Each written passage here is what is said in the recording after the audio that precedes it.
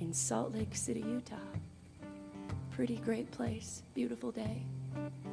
And there's nowhere to go but east. We've already been north and south and west. And there isn't a wagon. That's an illusion. It's all just made up. It's just dollar signs and neuroses. And all that really matters is how we feel right now, tonight, that's all. Just you and me and how we feel tonight. Us bits of old stars in all this free sunset light. I don't want to hide it or give it a name. Labels and pomp just don't mean a thing. I don't think that God is shaped like a man.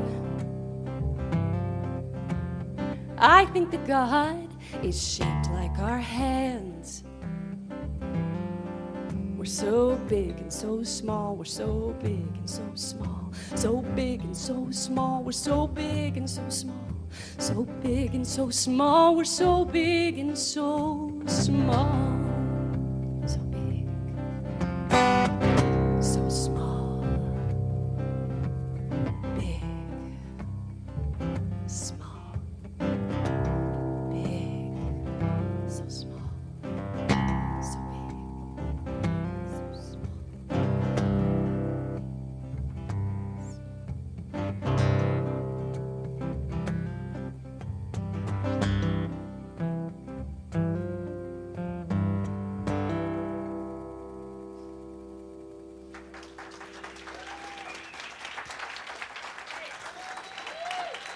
Thank you very much. Thank you again. That's fun. Hi. Anybody doing anything special and fun this afternoon? I want to tell you a story. A man meets a family of 4, 2 parents, 2 grown children, all of whom are enlightened. This is this person's opportunity to find out if enlightenment is hard or easy to attain. So he asks the father, who replies, "Enlightenment is very tough." And then he asks the wife, and she replies, "Enlightenment is very easy." And then he asks the son, and the son says, "Enlightenment is tough." And then he asks the daughter, and she says, "Enlightenment is easy if you make it easy, and enlightenment is tough if you make it tough." Isn't that life? It's all spirit, and we get to choose what to do with it. End of talk. Okay.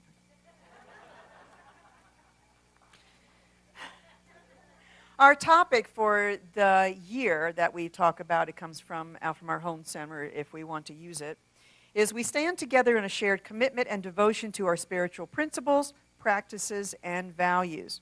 And I like that. I feel that. I choose to live from that place with humanity. However possible, I can do that. First Sunday in February, so our theme for February is spiritual living as diversity and inclusivity. Yeah, something to think about right now. And today, February 5th, each unique, all the same. Interesting titles for some things that are going on right now. A little conversation that's coming out of home office that they've written is, there is only one life, God's life, and all creation is born of that perfect life. Like a beautiful garden with many colors, shapes, and designs expressing their specialness in harmony with all other manifestations of nature, so we, as individual, designed, yet uniquely formed, divine human beings, radiate the one life in many distinctive and exceptional ways. So we come from the one, but we all have our own color and our own design. In our desire to understand, respect, and appreciate one another, we experience our sweet unity and celebrate our unrepeatable individuality. Wow, I think that's nice. And I really like that. And this was written last fall before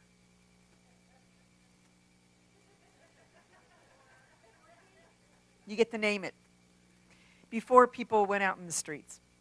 And people are in the street for their own reasons. But isn't it interesting that Spirit was already speaking? I like this science of mind philosophy. I was attracted to it because I already had something within me that was telling me that all of humanity was really one entity, and not separated groups fighting each other for one being better than the other or one trying to take dominance. So the mechanics of metaphysics, which I was already involved in for a very long time, and then I added in the detail of science of mind, which brought me back to the spiritual component. All of it took me to what I believe to be the truth of how we all come from that one intelligent source. Learning how the universe works, learning how prayer works, and I combining that again with that science of mind detail made the information real for me. It made it tangible. It made it so that I could touch it and so that I could use it in my life the way it worked for me. Okay. But I'm not so naive to think that everybody else thinks that way, or that everybody else is supposed to think that way, or has to think that way. I know that not everybody believes that the universe and God functions the way I do. Not everybody calls it God. We've all done our work around that, and that's fine with me. I've used the analogy in the past that Spirit shows up in Baskin-Robbins because there's 31 flavors. 31 ways for God to show up, for Spirit to show up. But let me correct that and say that Spirit shows up a billion ways.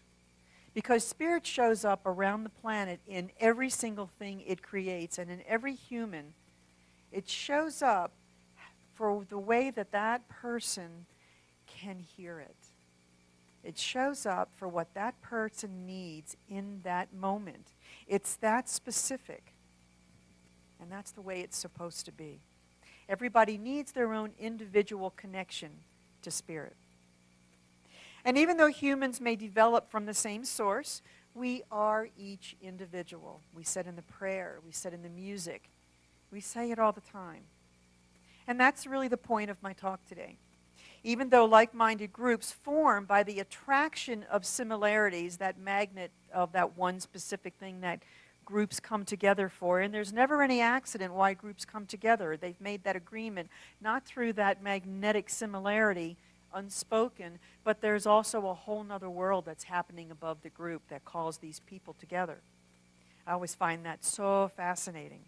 But even though you're there in that group, and everybody is kind of an individual with their own psychology, the way they're wired, and even their chemical differences in that, eventually their individuality comes out. Right? You've experienced that? We come together in a group for a similar meaning, but yet we all have our own piece around that. And that's really showing itself right now. There are varying degrees of why people are thinking about the events in the country right now and what they need to take action about that or not, and how that action feels to them. It's individual. Do you know what the Enneagram personality descriptions are? Linda Brewer is our expert about that. If you ever have any questions, she's the one to really talk to about that. But I'm an Enneagram 9. Oh, I'm sorry. There are 9 personalities around the circle. I'm an 8. I'm an 8, called the Challenger. I can challenge myself and sometimes unnecessarily create challenges. And when I begin to feel controlled or manipulated, I will hightail it in the other direction as fast as I can. I don't like that. I used to have a guy I dated years ago who, when he wanted to make a left or right turn, would put his hand on the back of my neck and turn me. I don't know why that just popped into my head. We did not last.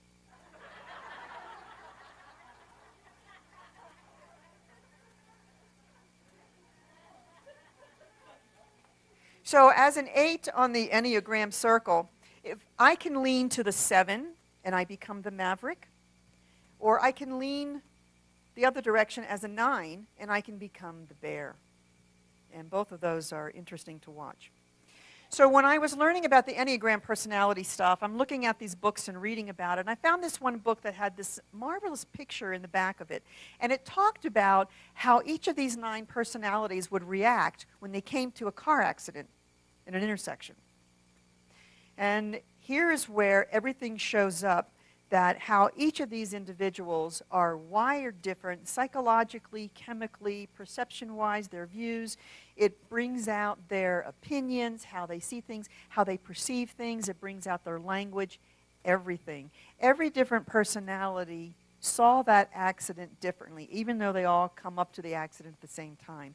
How are they going to respond to it? How are they even going to describe it? Some of them had decided whose fault it was and who it wasn't, and that was even different. And then whether or not they even cared about it afterwards, or if they want to just go have a party. So we're all different. We're wired different. And I learned something that I talked about in my little metaphysics class, the quantum class the other night, that a lot of our personalities, so much of our personality is actually even formed in an unspoken language before we're even born. It's the environment that our mother has and the environment that our home carries. And that's why 4 kids in the same house with the 4 same walls and the same 2 parents come out so differently sometimes. So there's so much to think about how different we are. And every bit of it is correct for each person. Their detail, again, is valid based on their internal chemistry. So I'm not so naive to think that even within this own room, our spiritual community, our friends, family, neighbors, that there are as many varied thoughts and opinions and belief about what's going on as there are people here. And that's okay. It's based on our emotions, our actions, and how we react to things. These events are calling us to decide where we want to be with it. It's calling us to define what's really deep within each of us individually. And I actually don't think that's a bad thing. It's calling to us. Wherever you are in the moment with anything of it, with any part of it right now that's going on, is right where you're supposed to be. Some people are still trying to figure that out for themselves, and some people are trying to figure that out for the person sitting next to them. And trying to figure it out for their family members. And some people are needing to be activists, and some people are not. It's individual right now. And this goes for both sides of the issues. It goes for both sides of politics. It goes for both sides of anything that you're making a decision on. And so please don't take my statements that saying that one side is right and correct and the other side is not. That is not the point of my talk today. My point is about being individual. And wherever you are, on either side of any of that is right for you in the moment. In this community and in this center, we hope that you find that this is a sanctuary to feel safe in who you are as an individual. And even though we come from that place of unity, that's really important to me. In this home, you are honored, this home that we call our center. You are honored and you are loved no matter where you are on the spectrum. We just don't want you to hurt anybody or offend anybody along the way. But your beliefs are right for you, and they're valid. So we support each other from those high spiritual values that we talked about.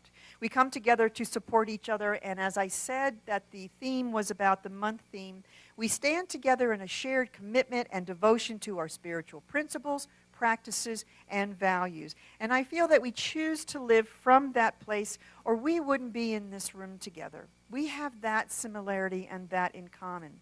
And as individuals, we may interpret some of the information differently, but it's not so different that we can't sit here together and see beyond our differences so that we're able to see our unity. When I first started coming to the center years ago, the minister in charge at the time would tell new visitors to come as you are. We don't teach you how to think. We don't tell you how to decipher the information. We don't tell you what to do. We don't make you check your brain at the door. Remember that? Yeah. But what we do teach is that all of life is a continual, creative, evolving process that comes from the one intelligent source. We give you the tools that help you teach you how to use it. We teach you that it's an intelligent substance of spirit that can enhance and grow your life. We give you the basics of how it works, and we remind you that you are an independent thinker, that you're supposed to be independent. You decide what it is, how it is, and where you want to take it. You get to decide how deep you're going to go with it. That's up to you. We also teach that in chaos, indecision, and even in the heat of the battle, it's possible most of the time, and actually very important, to step back. To step back, far enough back to see a wider view of the issue so that you're out of your ego and out of the details. This can allow us to see the issue with the eyes of that intelligent source. And how would Spirit see that moment? How would Jesus see that moment? It's always a question to ask. So step back from the point of conflict to even go above the planet, if you can imagine that in your mind. Step back far enough to see the bigger picture. What's the bigger picture around the issue? The choices you make from that point can sometimes be very different from the choices that you make when you're in the center of the problem and when you're right on ground level with it. And that's important. From the higher view, we're all one. The planet doesn't look the same. Remember when the astronauts went around the planet for the first time in the late 60s? I was small, and I remember that. I remembered how my parents reacted to that. It was incredible to see those first shots. The astronauts were changed forever. Their views and their language and their words about the Earth were changed and how they felt connected to it. They talked about the realization of it, the possibility that everything and everyone on this beautiful blue globe were really connected. What the astronauts saw had the effect of gaining the realization, these are their words, and the aha that they're one. Hit them big. The mental clarity that the astronauts came back with has been termed the overview effect. It's defined as occurring when you are flung so far away from the Earth that you become totally overwhelmed and awed by the fragility and unity of all of it.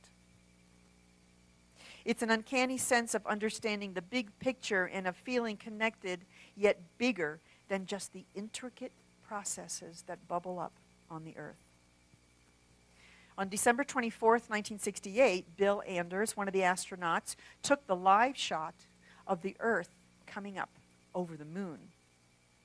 And that changed him forever. He said, these are his words, quote, "It was quite a shock. I didn't think any of us had any expectations about how it would give us such a different perspective.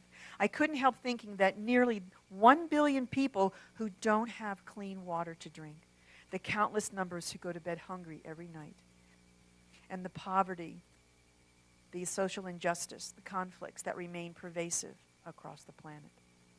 He called it the orbital perspective.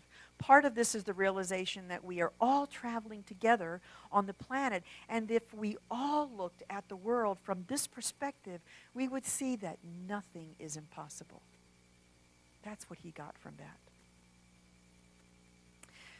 So I wonder if, as I've said, we all come from the same source, but yet we all have these different perspectives and outcomes of the same situations. We talk oneness and we talk unity.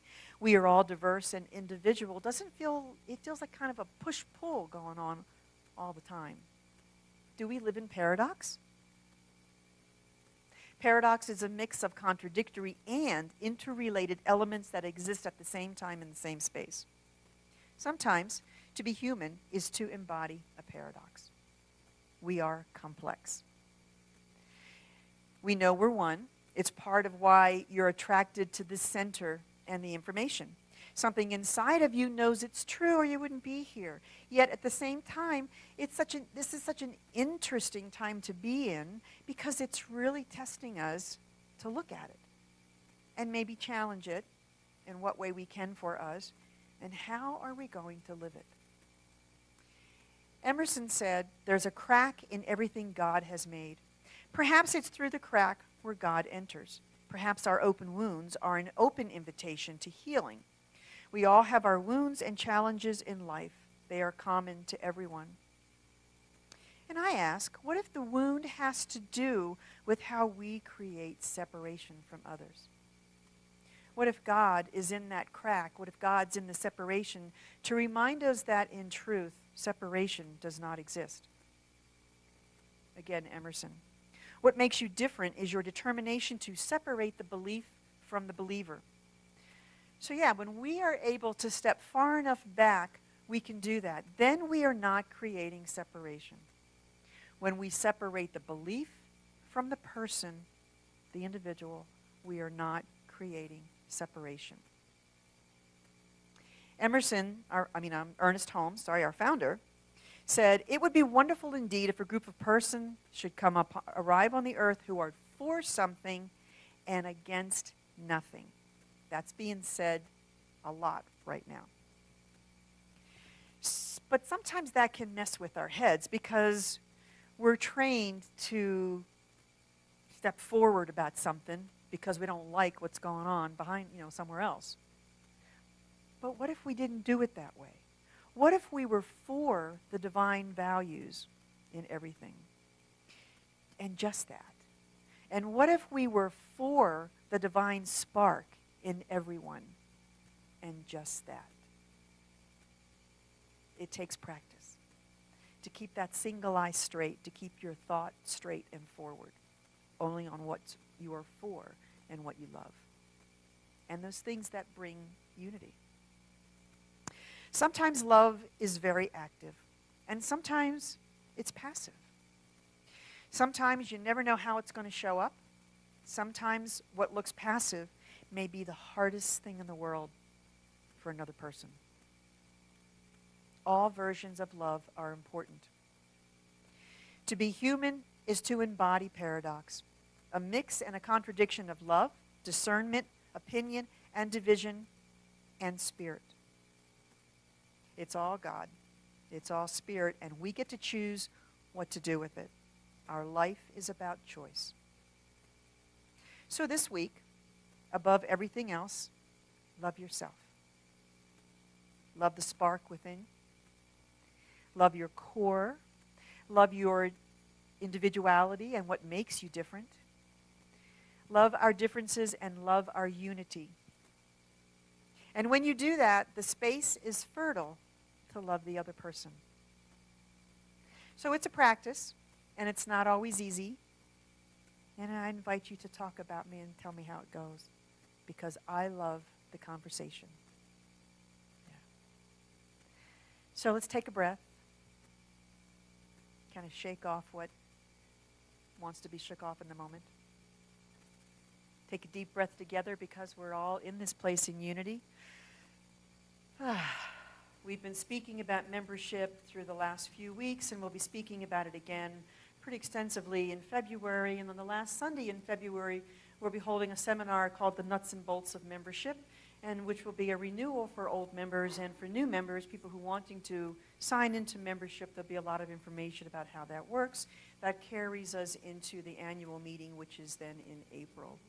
So there's little steps that we're going through. But we've been having some of our members come forward and talk about what it's like for them as members. And today we have Deanne with us. Thank you. No, it's Diane Berkman. And I'm not a member yet, so I wanted to say why I wanted to become a member. I've been coming in and out of here for years and years. I have a problem with joining things because I've often been excommunicated and disfellowshipped from places. And so I have been I've been kind of joining slowly.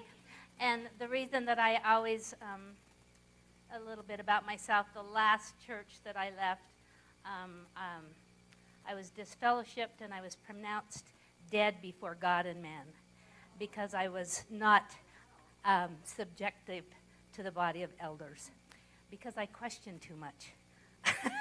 And that's kind of been since I've been this big.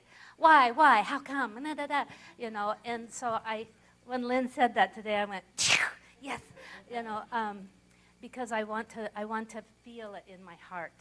You know, I can't just have somebody tell me what a belief is. That experience with the last religion I left was the best thing that ever happened to me because I started on a journey of learning what was good for Diane. And one of the first things I did was the Course in Miracles, and when first time I read, I'd rather be happy than right. I'd rather be dead than wrong. But so I had to start unlearning beliefs, and I think all of us can relate to that. We start unlearning beliefs. And so this morning I looked up the word join in the dictionary, because I'm a big dictionary person, and it said, I'm nervous now, to make a union, and the other word started with C, to connect. And it said like a corner like on a dresser. And I thought, yeah, that's what I've been, just a single board, and I need to connect. Because when I come here, I feel such love, and the music is, I always cry through it. You can ask my foster daughter. She's always like crying again. And so, because it just moves me. And the practitioners have been wonderful. They don't just talk the talk, they do walk the walk. When I have a question, they always bring it in with love. Selena just thinks different than I do because it's always about love. And so it's, again, it's unlearning the things that I've been told all my life. I get to feel that heart. I get to remember to God. So I'm going to be a member.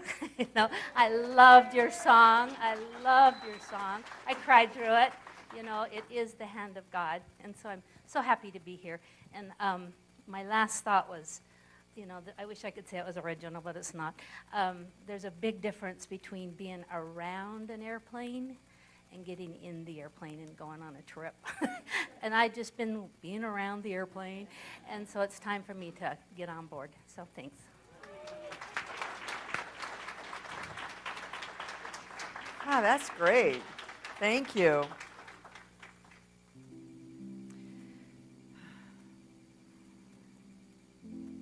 So as I breathe, the one breath, it lifts me. And as I know that in this moment there is only Spirit, there is only the breath of Spirit, I know that it fills everyone here. It is love. It is that spark. It is grace that is continuously moving through us and lifting us and carrying us on our way, even when we don't know. For I know that that infinite mind is speaking to every individual in this room in their own language, however they need to hear that and however they choose to hear that. And from that perspective, far back, far off the planet, to see the beauty of what God has created, no one is judged for what they are thinking, because that Spirit is only love, and that is good. I recognize that through each of our hearts and our individuation on how we perceive it, there is a wonderful vibration that comes up into this room, and that even moves out throughout our community and through this world. And that's how we intersect, and that's how we interact in that energy that is Spirit. I choose all of it, for I know that my life is so varied. And I let all those ideas of Spirit, all in the hands, the guiding hands, guide me every day. As we're all individual, we all carry that spark. We're like the sparkler that the child holds up, and all those sparks are bouncing off in different directions. And yet it's bright, and it's fun, and it's good. So I smile with that. And I know that the host of angels come and touch each person every day, every moment, allowing them to feel safe, allowing them to feel present, guiding them to recognize who they are in the eyes of God, and to recognize that who they are as an individuation in how they personally feel and think in this world is important.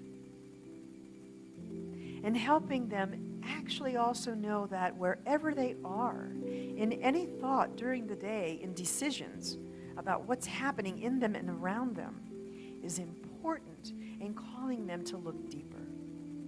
What is their piece and what is their part? And yet they're still loved. And so I give great blessings in that truth.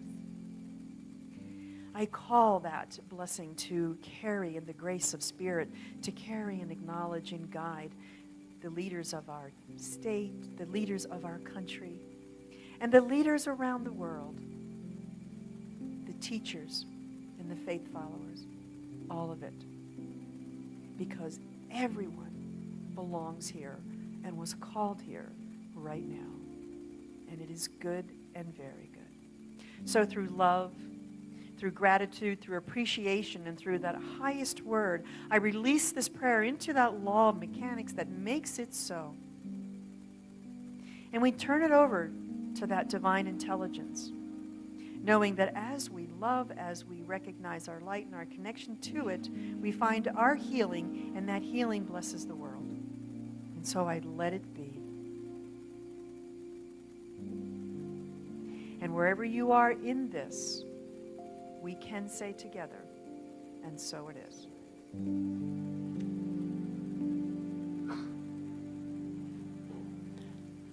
I am so blessed.